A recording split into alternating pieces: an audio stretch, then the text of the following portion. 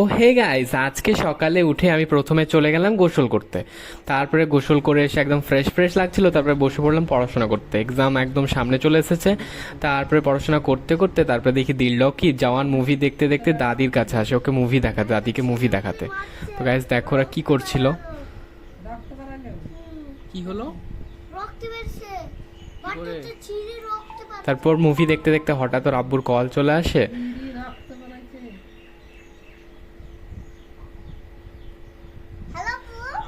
তাই ও ফোনটা নিয়ে চলে যায়। তারপরে উপরে এসে আমি লাঞ্চ করে নিই। তো আজকে মাটন হয়েছিল গাইজ, অনেক বেশি ভালো লাগলো। তারপরে মনটা ফ্রেশ করার জন্য ভাবলাম একটু বাইরে থেকে ঘুরে আসি।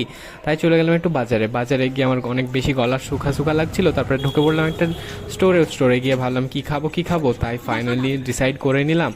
দেন আমি একটা স্প্রাইট একটা লস্যি কিনে নিলাম। তারপরে ওটা খেয়ে ফাইনালি আবার বাড়ি চলে এলাম। বাড়ি চলে এসে আমি হ্যাপি ফিস খেয়ে আর ম্যাচ দেখতে থাকি। এরকম ভিডিওর জন্য চ্যানেলটা সাবস্ক্রাইব করে দিও।